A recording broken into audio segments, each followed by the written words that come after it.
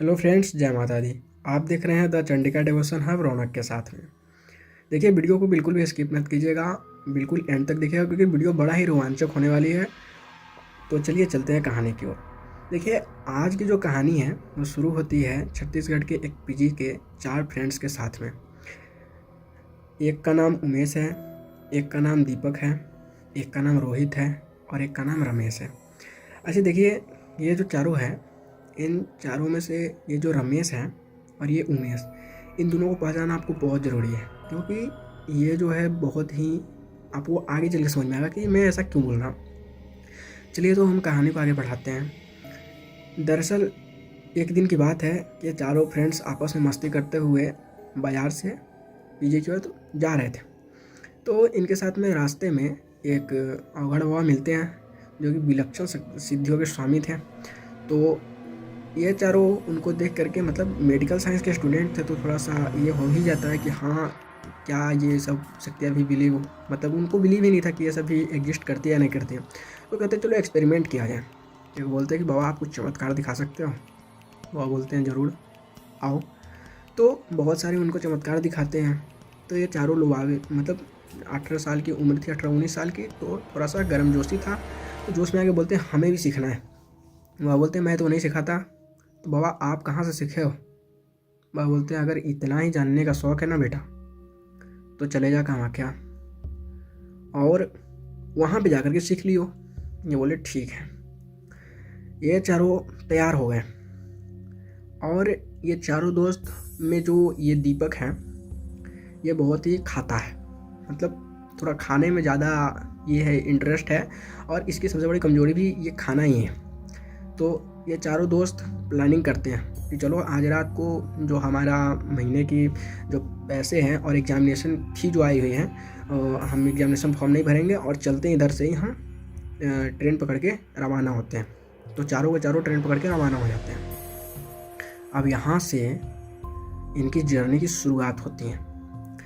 ये लोग ट्रेन में बैठे हुए थे तो इन्हें एक व्यक्ति मिला जो कि इन लोगों को आपस में चर्चा करते हुए सुना। तो बोला कि ऐसी चर्चा है तो लोग करते नहीं हैं।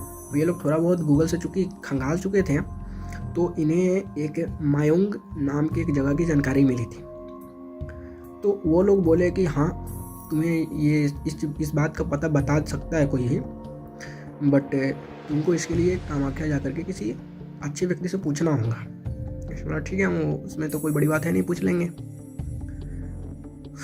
बढ़ते चले गए। इन लोगों की किस्मत ही बहुत अच्छी थी।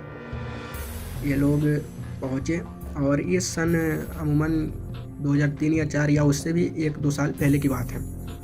अच्छा, ये लोग ज़्यादा से ज़्यादा 30 या 40 हज़ार रुपये जमा कर चुके थे चारों दोस्त मिला के। हालांकि उस समय के 30-40 हज़ार रुपये मतलब महत्व रखते हैं। तो ये लोग आगे बढ़े, कामाख्या मंदिर पहुँचे, दर्शन किए दिन में और स्टे किए। तो हालांकि उस समय में ज़्यादा व्यवस्था नहीं थी, अब तो थोड़ा व्यवस्थित हो गए ये मंदिर पहले की अपेक्षाकृत, बट पहले व्यवस्था नहीं होती थी उतने। तो ये बेचारे मंदिर के पीछे वाले शमशान में गए, जो बगलामुखी मंदिर के जस्ट पीछे पड़ता है। वहाँ पे दिन भर तो इन्हें कोई नहीं दिखा, मतलब नॉर्मल चहल पहल थी, तो दिन में उतना इन लोगों को कोई फ़र्क नहीं पड़ा। जब दिन ढला और शाम हुआ, रात के तकरीबन 7-8 बज गए, तो मंदिर परिसर पूरा खाली हो गया। तो जाहिर सी बात है कि अगल बगल कोई नहीं था। रात के 8:30-9 बजे के आसपास में इनको एक अघोरी दिखता है जो कि आया, आकर के पहले अपनी क्रिया वगैरह करी और उसके बाद भोजन वगैरह पकाने जाने लगा। तो ये लोग सोचे कि थोड़ा चलो बाबा का मदद कर देंगे और थोड़ा इसी बहाने हम लोग को पता भी मिल जाएगा। तो ये कहते हुए ये लोग आगे बढ़े, जाकर के बाबा की सेवा उवा की। तो बाबा ने पूछा कि तुम लोग बेटा कहाँ जाने वाले हो और इतने रात को यहाँ क्या कर रहे हो? हालांकि इस तरह से नॉर्मल लोग यहाँ रुकते नहीं हैं और रुकना भी नहीं चाहिए, और मेरे को भी कुछ ऐसे क्रिया करनी थी, बट तुम लोगों को जगह जिसकी वजह से मैं उस चीज़ को छोड़ रहा हूँ। तो इन लोगों में से जो रमेश है वो बोलता है, वो थोड़ा प्रीमेच्योरिटी वाला था, तो बोलता है बाबा क्या हम लोगों को मयांग जाने का रास्ता बता सकते हैं आप? अब अघोरी बाबा का जो हंसमुख चेहरा था वो अचानक से मुरझा गया। अब क्रोधित होकर के पहले तो गाली दिए इन लोगों को, क्योंकि उनका तो थोड़ा गाले वगैरह वाला चलता है ना। फिर बोले कि ठीक है बेटा, तुम लोगों को रास्ता तो बता दूंगा, पर एक शर्त है, और शर्त ये है कि जो तुम लोग खाने के लिए सामान लाए हो उसे ही खाओगे, और तुम लोग एक रास्ता मैं बता दे रहा हूँ और कुछ सामान दे रहा हूँ, इसे लेके जा। रास्ते में ना तू किसी चीज़ को तोड़ के, ये ऐसे मतलब किसी झाड़ी उड़ी को तोड़ के सूंघेगा, और ना ही तू जंगल में किसी के हाथ का कुछ खाएगा, और ना ही पत्तियों या फल फूल को खाएगा। तो उसने बोला ठीक है, अगर ऐसा तू कर लिया तो तू तेरे गंतव्य तक पहुँच जाएगा। ये चारों एक्सेप्ट कर लेते हैं। तो रात को नहीं जाते हैं क्योंकि इनके पास खाने की सामग्री तो थे नहीं, तो दिन में जाकर के ये लोग खरीद वगैरह करके ले आए, और कल के रात में ये लोग रात्रि के समय उस जंगल में प्रस्थान करते हैं। ये लोग कुछ दूर बढ़े तो इन लोगों को मतलब ऐसा लगा जैसे करीबन ये लोग 7-8 घंटे की दूरी मात्र 3 घंटा में पूरा कर लिए थे। ऐसा क्यों कह रहा हूँ, आगे चल के आप लोगों को समझ में आएगा। जब ये लोग पूरे एकदम जंगल के घने जंगल के बीचों बीच पहुँच गए तो ये लोग देखते हैं कि तब तक रात्रि होने चली थी, और जो खाना वगैरह लाए थे तो सोचा कि खाते हैं और रात्रि में यहीं कहीं आसपास में ये कर लेंगे, स्टे कर लेंगे। करते हुए अपने जो दीपक है, जो थोड़ा खाना का ज़्यादा शौकीन है, उसको खोजने लगे, क्योंकि ये लोग एक दूसरे के पीछे पीछे चल रहे हैं। संकरा रास्ता था तो एक दूसरे के पीछे पीछे चल रहे थे। अचानक से ये लोग देखते हैं कि रमेश है, उमेश है, रोहित भी है, लेकिन दीपक नहीं है। अब ये लोग टेंशन में है कि दीपक कहाँ गया, और जितने पैसे वगैरह थे सब कुछ दीपक के ही पास में थे। दीपक को ये लोग खोजने बढ़े, पीछे के रास्ते में वापस आते हैं दोबारा से। जो रास्ता ये लोग 1.5 घंटे में पूरा किए थे, उस रास्ता पे ये लोग 2.5 घंटे चलते लगा था, फिर भी उनको रास्ता नहीं मिलता जिस रास्ते से वो लोग वापस मतलब जा सकें। जिस रास्ते से लोग आए हैं वो रास्ता इनको दिख नहीं रहा, घूम फिर के एक ही जगह पर पहुँच जा रहे हैं। हर बार प्रयास करते हुए एक ही जगह पर पहुँच जाते हैं। लास्ट में जब थोड़ा थोड़ा अंधेरा होने लगा तो इन्हें एक जैसे सूरज की लालिमा जब ढलने लगती है और सूर्यास्त होने लगता है तो उसके चमक में एक गधा दिखा जिसकी पीठ पर बैग लदा हुआ है। अब ये जो उमेश से देख करके मुस्कुरा रहा है, बोला यार देखो कैसा कॉमेडियन है, मतलब ये जंगल में कैसा तिलिस्मी जंगल है कि यहाँ के गधे बैग डाले हुए अपने कंधे पे। रमेश बोलता है अरे गधा नहीं है, और ये बैग तो दीपक का है, एक काम कर जो कुछ भी है इसे ले करके चलो साथ में। ये लोग गधा को ज़बरदस्ती पकड़ते हैं और घसीटना शुरू करते हैं। अब ये देख उमेश को हंसी आ रही है और रमेश गुस्सा कर रहा है कि देख मैं तेरे को 1-2 चमेट लगा दूंगा, चुपचाप लेकर के इसे चल। ये बेचारा अब चुप हो गया उमेश, क्योंकि रमेश चूँकि उन लोगों में सबसे ये था तो मेच्योर था, तो शांत हो गया। ये सभी रिस्पेक्ट करते थे रमेश की। जंगल में भटकते भटकते आधा 1 घंटा जब ये लोग भटकते हैं और थोड़ी थोड़ी रात होने लगती है तो इन्हें लालटेन की रोशनी में एक मड़ी दिखती है, झोपड़ी टाइप की। ये लोग सोचते हैं कि चलो यहाँ तो रात गुजारने का हम लोग को ये मिल ही गया है।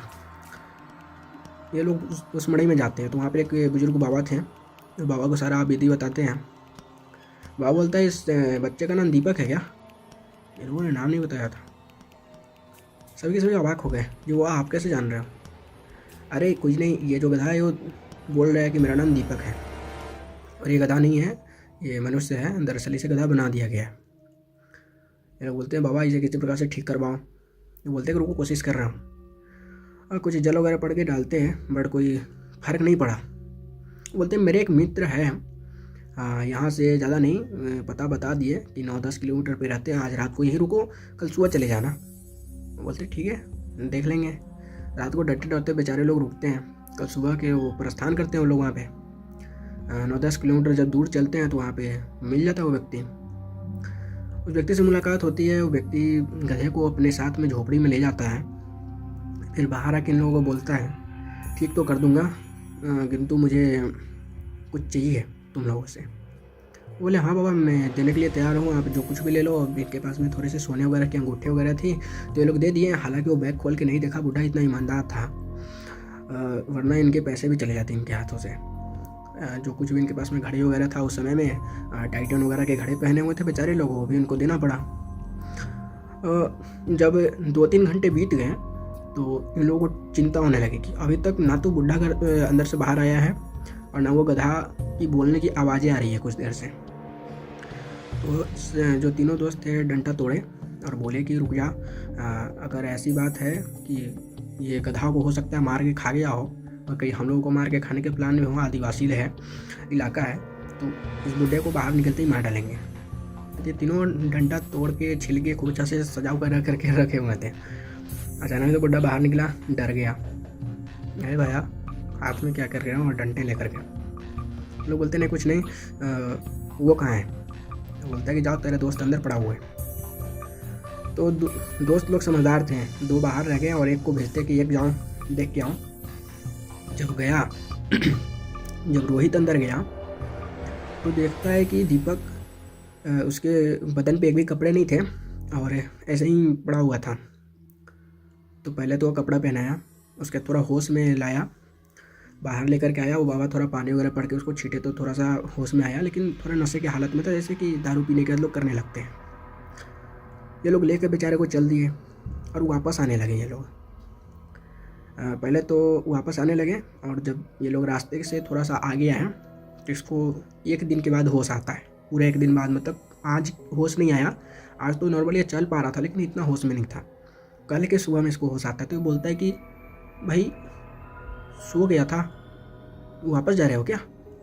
ये लोग बोलते हैं कि अरे तेरे वजह से तो हम लोगों के 3-4 दिन खराब हो गए, और तू बोलता है कि वापस जा रहे हैं। पहले तो देख उठ गया, 3-4 बेल्ट दे डाले। उसके बाद बोलते हैं कि अच्छा एक बात बता, तेरे साथ हुआ क्या था? तो ये बात को रमेश कहता है कि देखो इसको फोर्सली मत पूछो, इसे प्रेम से पूछो। तो सभी सहमत हो जाते हैं, बोलते हैं कि हाँ तेरे साथ हुआ क्या था?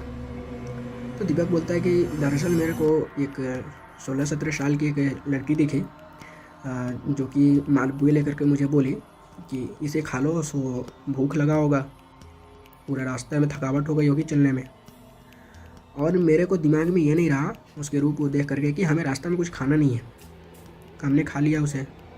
और तब मुझे बुझाया कि वो अपने साथ कहीं मुझे लेकर के जा रही है और मेरे साथ कुछ गलत भी हुआ है। और तब से मैं अभी तक होश में नहीं था, अभी होश में आया हूँ तो तेरे साथ में हूँ। ये लोग बोले कि अच्छा चलो कोई बात नहीं है, अंत भला तो सब भला, करते हुआ घोरी बुआ के पास पहुँचे। और घोरी बुआ देखकर बोलते कि आ गए, गंतव्य तक पहुँच गए।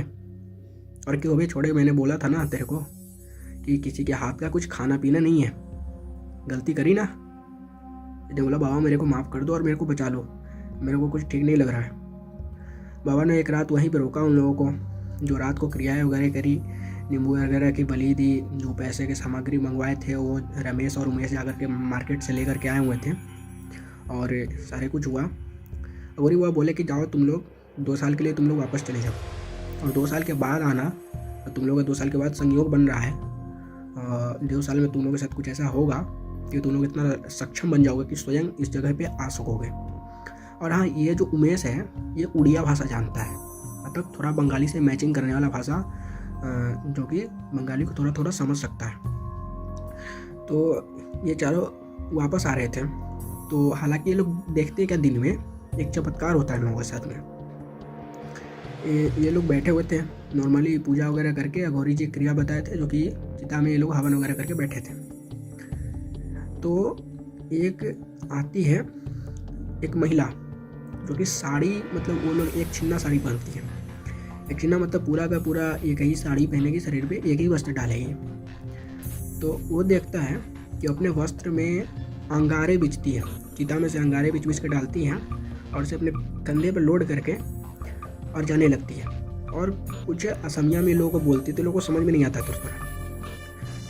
तो ये चारों देख के अचंभित रह गए कि अरे ये क्या है, अंगार को ऐसे मतलब बीच रही है जैसे कि इसमें से दाल में से काला बीज के फेंक रही हो, तो इसका हाथ भी नहीं लग रहा है। सीधे चिता के अंदर हाथ डालती है, उससे अंगारे बीछ लेती है। ये अभी शॉक्ड थे और अभी विचार ही कर रहे थे। रोहित बोलता है कि चलते हैं इनके कबीले में और इनसे शिक्षा लेंगे। हालांकि घोरी बाबा इसके लिए इन लोगों को मना करते हैं, लेकिन चारों मानते नहीं हैं और तैयार हो जाते हैं लोग कबीले में जाकर के उन लोगों से मिलने के लिए। अच्छा, इनके साथ आगे क्या होता है ये आपको बताएंगे अगले एपिसोड में। और अगर यहाँ तक आ गए हो तो प्लीज़ वीडियो पसंद आए हो तो वीडियो को लाइक कर दीजिएगा और चैनल को सब्सक्राइब कर दीजिए और बेल आइकन को प्रेस कर दीजिएगा, ताकि जो अगला वीडियो आए वो सबसे पहले नोटिफिकेशन आपके मोबाइल पे गिरेगी। तो चलिए, अगर वीडियो पसंद आया तो वीडियो को लाइक कीजिए, और अगर ऐसे ही आपके दोस्त हैं तो उनको भी शेयर कीजिए। फिर मिलते हैं किसी नेक्स्ट वीडियो में, तब तक के लिए जय माता दी, हर हर महादेव, जय माँ काली।